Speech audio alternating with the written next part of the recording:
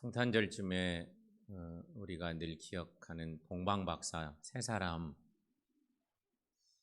우리가 그 중에 한 사람이면 얼마나 좋을까 그런 생각도 들죠. 동방박사 중에 내가 한 사람이면 얼마나 좋을까.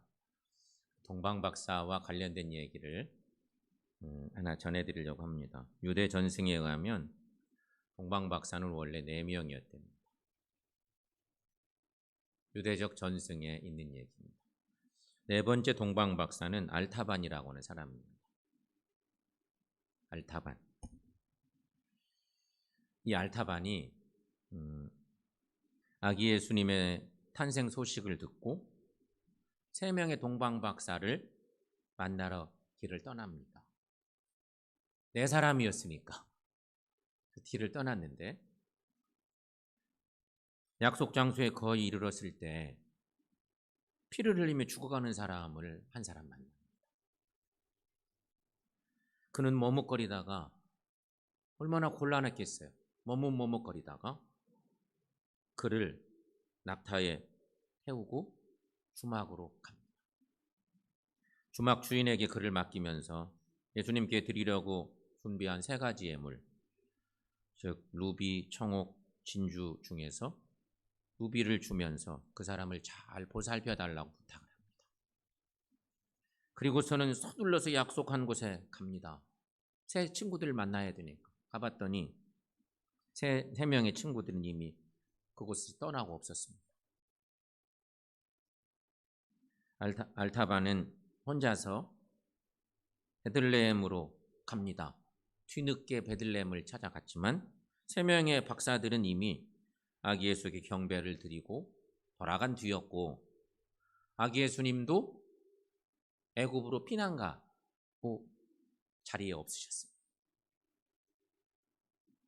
허탈한 알타반은 이거 얼마나 힘들어요.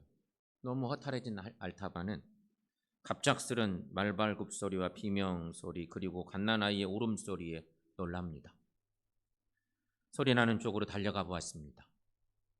헤롯의 군인들이 갓난아이를 죽이려는 것을 보고 그는 남은 2가지 예물 중에 청옥을 꺼내어서 군인들에게 주면서 그 아이를 살려냅니다.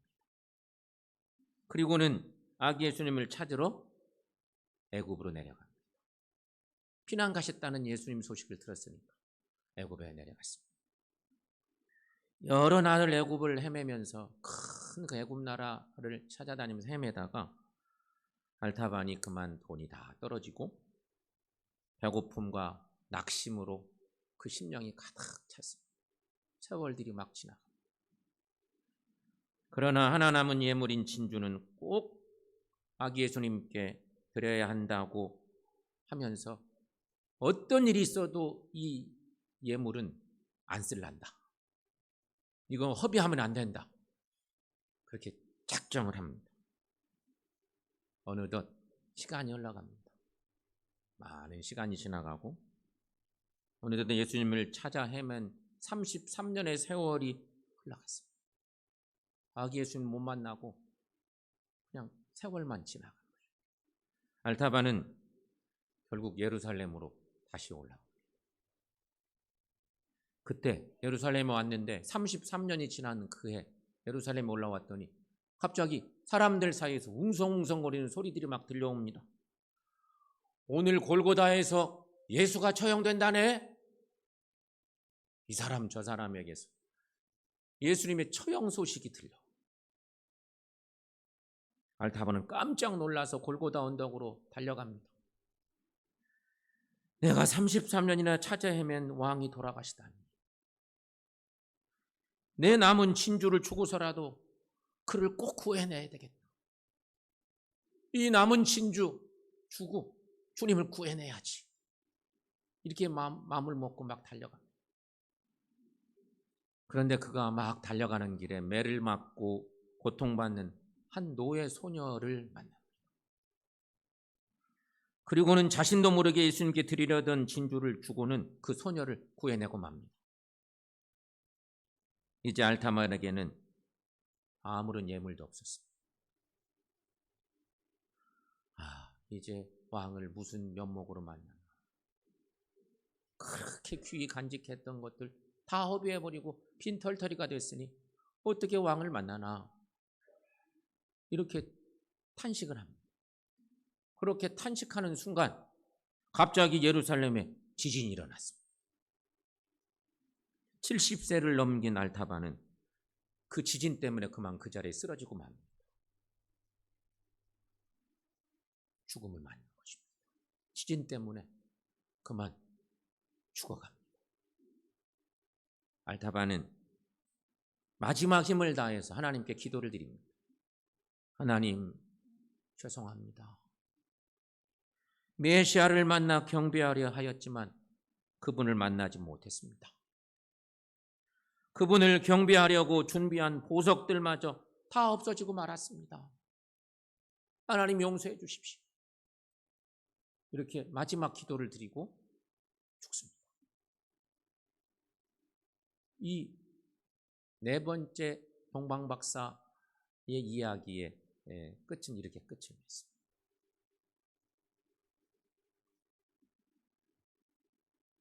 우리에게 많은 여운을, 감동을 남기기에 충분한 얘기입니다.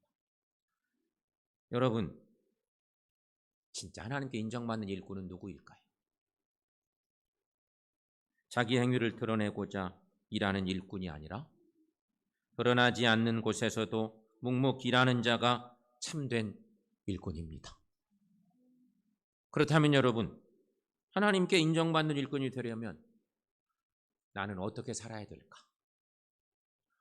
오늘 성경 말씀에 바울이 디모데에게 써준 이 귀한 목회 서신 말씀에 이 주님의 메시지가 있습니다.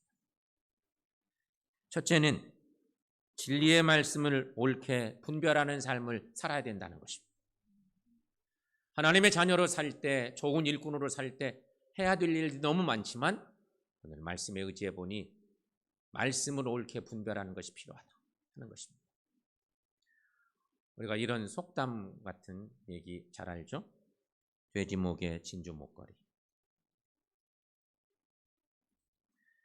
이 말은 값어치를 잘 알아보지 못하는 미련한 사람 얘기를 할 때 이 비유를 쓰는 얘기입니다. 값어치를 모르는 사람에게는 어떤 귀한 보물도 아무 소용이 없다는 그런 얘기죠. 그 가치를 알아야 그것이 소중한 줄 아는데 그거 모르면 무슨 소용이 있느냐는 것이죠. 그런데 이 얘기와 너무 닮은 주님의 가르침의 말씀도 성경에는 있습니다. 예수님의 산상수훈 말씀에 우리가 잘 아는 마태복음 7장 6절 말씀에 주님이 저런 말씀을 하신 적이 있습니다. 자, 함께 읽어봅니다. 거룩한 것을 개에게 주지 말며 너희 진주를 돼지 앞에 던지지 말라. 그들이 그것을 발로 밟고 돌이켜 너희를 찢어 상하게 할까 염려하라. 아멘. 성도 여러분, 우리는 말씀의 가치를 알고 살고 있습니까? 어때요, 여러분? 나는 하나님의 자녀로 사는데, 그리스도인으로 사는데 나는 말씀의 가치가 얼마나 귀한지 알고 있는지, 혹시 내가 하나님의 말씀인 진리를 분별하지 못하고 있지는 않는지, 말씀을 읽고 듣고 있기는 하지만 여러분 다 똑같이 깨닫는 건 아니거든요. 똑같이 설교를 들어도 마찬가지고 똑같은 성경 본문을 읽어도 전혀 감동이 없고 무슨 말인지 모르겠고 내게 전혀 은혜가 되지 않는 그런 일들도 얼마나 많습니까? 진리의 말씀은 성령께서 조명해 주셔야만 그 의미를 바로 알 수 있기 때문에 그런 것이죠. 그래서 바울도 하나님께 인정받는 일꾼이 되려면 오늘 본문 말씀에서 이렇게 시작합니다. 15절 말씀 보면 함께 그 말씀 읽어보죠. 너는 진리의 말씀을 옳게 분별하며, 이렇게 말씀하고 있습니다. 여기까지만 읽습니다. 여기 너는 진리의 말씀을 옳게 분별하는 삶이 필요하다. 그리스도인은 진리의 말씀을 옳게 분별할 줄 알아야 된다는 것입니다. 여기 특별히 말씀을 옳게 분별하다, 옳게 분별하며, 이 말은 원어인 헬라어로는 오로도토 문타라고 합니다. 이 말은 고든이란 말과 절단하다는 말의 합성어입니다. 그러니까 이 말은 조금 더 우리 삶의 자리 얘기를 좀 바꿔 얘기하면, 여러분, 석공이 볼덩어리인 대리석을 반듯하게 잘라내. 이런 거 똑같은 거. 농부가 농사를 짓기 위해서 쟁기질을 반듯하게 잘해. 논 모양에 따라서 잘 쟁기질을 해.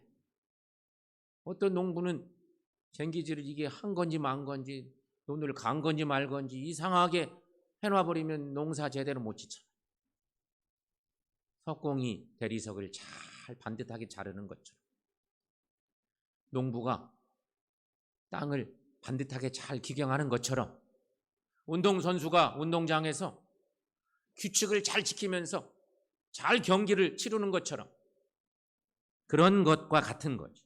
그런 것처럼 하나님의 말씀에서 빗나가지 않고 바르게 사는 것, 그것을 아주 옳게 분별한다, 그런 의미입니다. 그러니까 붙여 말하면 너는 진리의 말씀을 옳게 분별하며, 이런 말씀인 것입니다. 사랑하는 여러분, 우리는 진리의 말씀을 옳게 분별하고 그것을 우리 믿음의 삶에 적용하는 은혜가 있기를 축원합니다. 그게 신앙인의 바른 삶의 모습이에요. 그런데 이제 여기 한 가지 문제가 있어요. 나는 말씀 잘 읽고 해석하고 그런 능력이 제게 있습니다. 저는 상당한 식견이 있거든요. 이렇게 말할 수 있습니다. 한 가지 문제, 여기서 한 가지 생각해 볼까.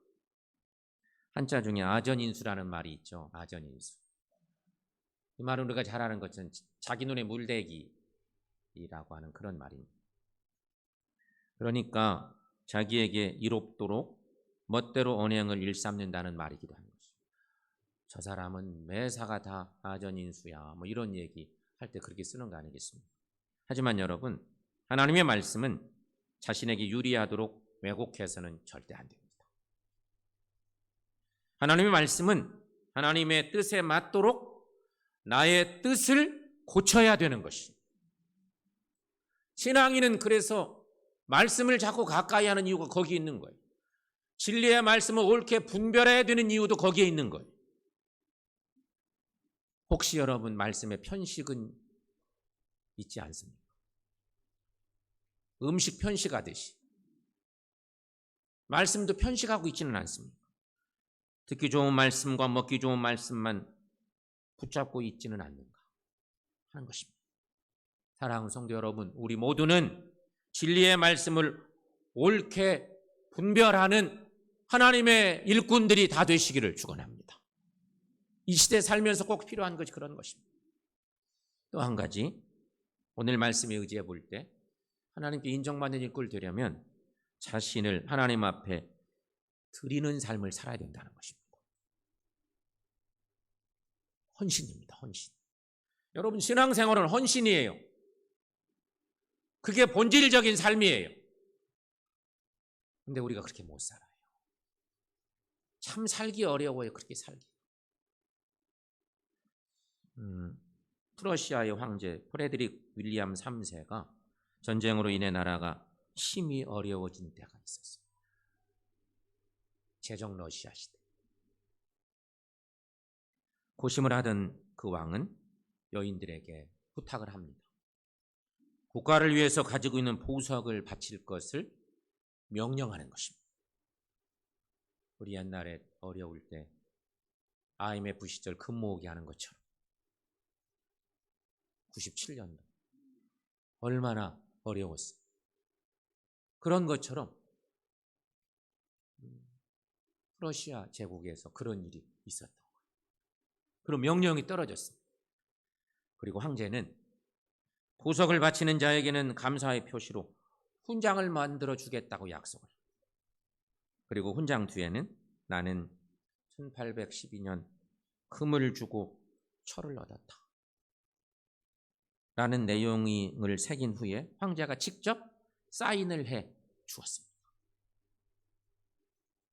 황제가 이런 제안, 이런 정책을 쓴 것입니다. 그러자 여인들에게 호응이 대단했습니다. 나라의 모든 여인들이 막 호응을 한 것입니다. 여인들은 보석보다도 이 훈장을 더 귀하게 여겼습니다. 당시에 훈장을 가슴에 달고 다니는 것이 가장 아름다운 액세서리가 될 정도로 유행이 되었던 것입니다. 사치하던 여인들은 너나 할 것 없이 반지와 귀걸이, 다이아몬드 목걸이를 바치고 나라를 위해 충성했다는 철로 만든 훈장을 달고 다니기 시작한 것입니다. 그걸 자랑스럽게 여기고 철덩어리를 달고 다니는 거예요. 다 그것이 유행을 했습니다. 위기에 빠진 나라도 구하고 여인들이 바친 그 보물 덩어리들이 그렇게 나라를 구하고. 그런데 여인들은 여기 딱 훈장을 달고 다니는데 자랑스럽게 생각한 것입니다. 성도 여러분, 믿음의 사람들에게는 이런 훈장이 필요합니다. 본질은 똑같습니다. 하나님 앞에서 이런 훈장이 필요한 것입니다.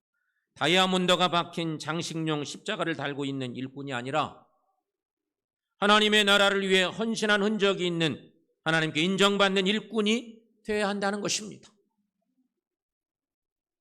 오늘 본문 말씀 15절 말씀의 후반부는 이런 말씀이 있습니다. 자신을 하나님 앞에 드리기를 힘쓰라.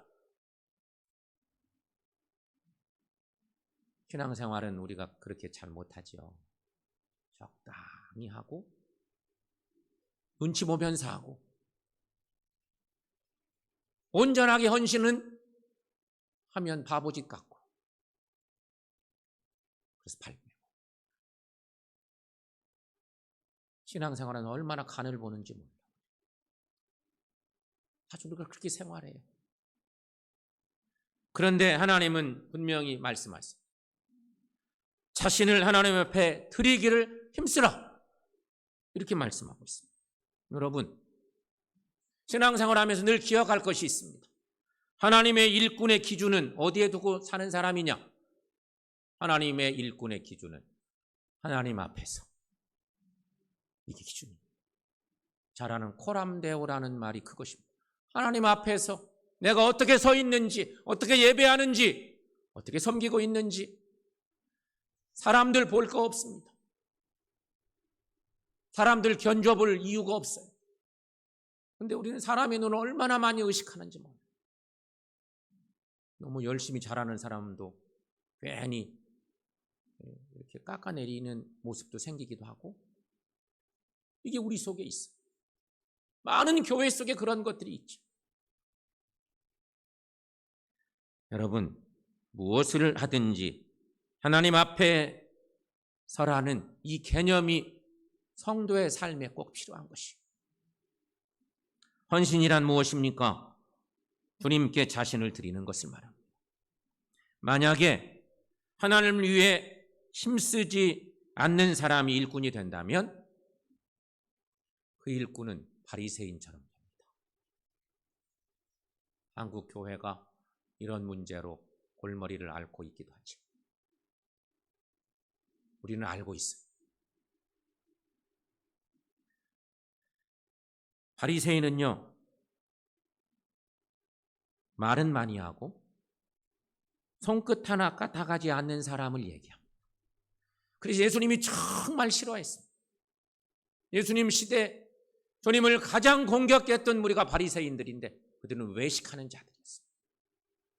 사람들이 인정해주면 오케이고 하나님은 아랑곳하지 않습니다. 그게 예수님 시대 바리새인들이었습니다. 바리새인은 박하와 회양과 근처의 11조를 들이되 더 중요한 의와 인과 신은 버리는 자들이라고 성경은 지적하고 있습니다. 신행일치가 안 되는 일꾼들의 모습이기도 했습니다. 사랑하는 성도 여러분, 하나님 앞에 온전히 드려지는 거룩한 산 제물이 되기를 힘쓰십시다. 바울은 그래서 고린도후서 4장 6절 말씀에서 이렇게 바울이 젊은 종 디모데에게 자신의 고백적인 얘기를 합니다. 그러면서 사실은 그 얘기를 하는 것은 너도 그렇게 살라고 하는 얘기이기도 한 거지.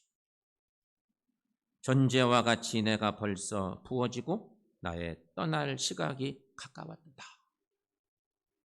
그렇게 바울이 고백합니다.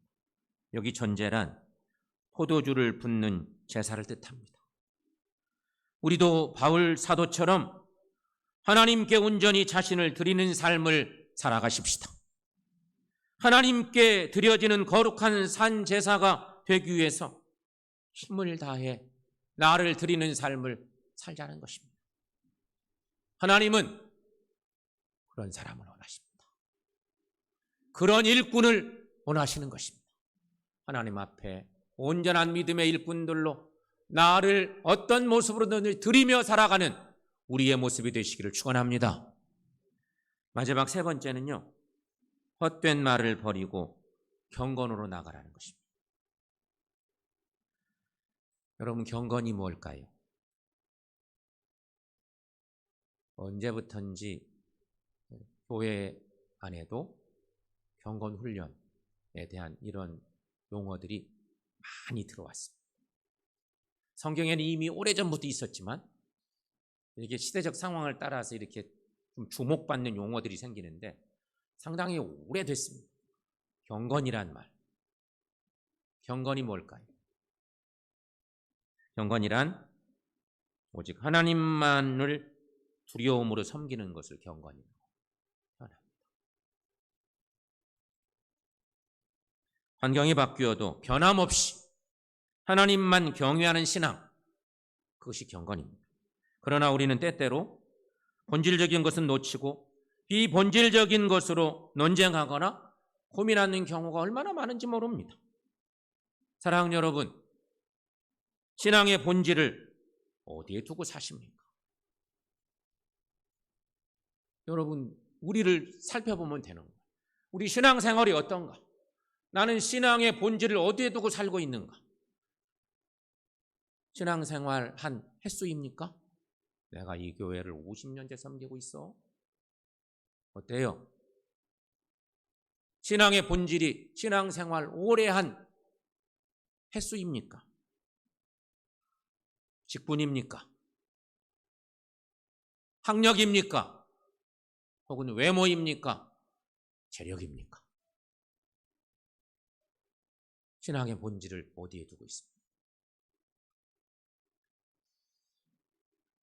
방금 제가 얘기한 이런 것들은요, 교회에서는 사실 아무 쓸데없는 것입니다. 그것은 세상에서 사람들이 내놓는 중요한 잣대들이죠. 그거 중요합니다. 그걸로 막 자랑하고. 교회는 그렇지가 않습니다. 여러분, 이런 것들은 다 비본질적인 것들입니다. 결코 이런 것들로 평가되어서는 안 되는 것입니다. 신앙의 본질은 경건입니다. 신앙의 본질은 경건입니다. 하나님 앞에 내가 어떤 모습으로 있는지, 하나님만 두려워하는 삶을 내가 살고 있다면 그게 진짜 경건한 자입니다. 하나님 때문에 하나님을 위해서 여러 가지 행하는 모든 것들이 다 누가 볼 때는 참 바보 같다고 생각할지 모르지만 하나님만을 위해서 하는 일이니까 그 신앙의 본질이, 즉 신앙의 자세가 어떠하든지 신앙생활 속에서 우리의 생활 속에서 신앙의 모습은 어떠한지 그것이 문제인 것입니다. 순종과 헌신, 말과 행동까지 포함된 경건이 신앙의 모습으로 반드시 나타날 수 있어야 된다 하는 것입니다. 사랑하는 여러분, 그러므로 하나님께 인정받는 일꾼에게 요구되는 모습이 바로 경건이다. 근데 오늘 성경 말씀을 보면 정말 안 좋은 말들 함부로 하고 사람들 앞에서 자랑하고 하나님은 전혀 의식도 않고 살던 사람들이 있었는데 그들이 하나님께서 원치 않는 곳으로 가버린 그런 얘기가 성경 속에 기록되어 있어요. 오늘 본문의 말씀 16절 말씀을 여러분 함께 읽어봅니다. 망령되고 헛된 말을 버리라. 그들은 경건하지 아니하며 점점 나가나니. 그들이 있었던 거예요. 후메네오와 빌레도가 있느니라. 17절 말씀에 그런 말씀이죠. 경건에 이르는 연습은 결코 쉽지 않습니다. 그러나 여러분, 그 열매는 대단히 소중합니다. 하나님이 기뻐하시는 열매인 것입니다. 신앙생활하면서 정말 열심히 노력하고 힘써야 될 것이 경건에 이르는 일입니다. 바울은 그래서 디모데에게 보낸 첫 번째 편지 디모데전서 4장 8절에서 우리가 잘 아는 저 얘기를 하죠. 여러분, 거기도 함께 읽어보겠습니다. 육체의 연단은 약간의 유익이 있으나 경건은 범사에 유익하니 금생과 내생에 약속이 있느니라. 아멘. 경건한 신앙으로 하나님을 섬기면 하나님으로부터 귀하게 쓰임받게 되어 있습니다. 그러므로 여러분, 경건한 삶을 위해 함께 힘쓰시기를 바랍니다. 기도로 말씀으로 경건에 이르러야 한다는 것입니다. 경건에 이르기를 힘쓸 때 비로소 하나님께 인정받는 일꾼이 되는 것입니다. 여러분, 거꾸로 생각해 보세요. 사람들에게 인정받는 사람은 하나님께 인정받을 수 있는데 전혀 아닐 수도 있어요. 거꾸로 하나님께 참으로 인정받는 일꾼은 나중에 가면 사람들에게 다 인정받을 수 있어요. 사람들이 오해해서 그런 것뿐이지. 우리의 신앙의 자세는 그래서 하나님께 인정받는 자로 살아야 되는 건데, 그렇게 살려면 경건의 훈련을 해야 된다는 것이. 그러면 하나님이 뭘 원하는지를 자동으로 알게 되기 때문인 것입니다. 여러분, 이런 은혜가 우리의 삶에 넘치시기를 축원합니다. 유명한 선교사 리빙스턴 얘기를 하나만 전해드리려고 합니다. 선교사의 아버지 리빙스턴, 아프리카 선교에 매진했던 그 유명한 선교사 얘기인데, 아프리카에 선교 활동을 하고 있을 때 고국 스코틀랜드 선교단체에서 편지가 하나 옵니다. 너무 고생하고 있고 너무 애쓰고 있으니까 고국의 선교단체에서 편지가 하나 왔는데, 편지가 이런 편지였습니다. 당신을 도울 선교사들을 보낼 예정입니다. 당신이 있는 곳으로 가는 쉬운 길이 있으면 꼭 알려주시기 바랍니다. 우리가 보낼랍니다. 당신 돕도록 보낼 테니 당신에게 가는 쉬운 길을 꼭 알려주십시오. 이렇게 편지가 왔답니다. 그러자 리빙스턴이 답장을 보냅니다. 그 답장의 편지의 내용은 이런 내용이었습니다. 쉬운 길로 오려는 선교사를 파송하려면 나는 원하지 않습니다. 전혀 길이 없어도 오려는 사람들을 원합니다. 그리고 길이 없어도 오려는 사람이 나에게는 꼭 필요합니다. 쉬운 길을 찾아 알려주면 쉽게 오고 쉽게 가려고 하니 그러한 일꾼은 선교에 필요 없다는 거죠.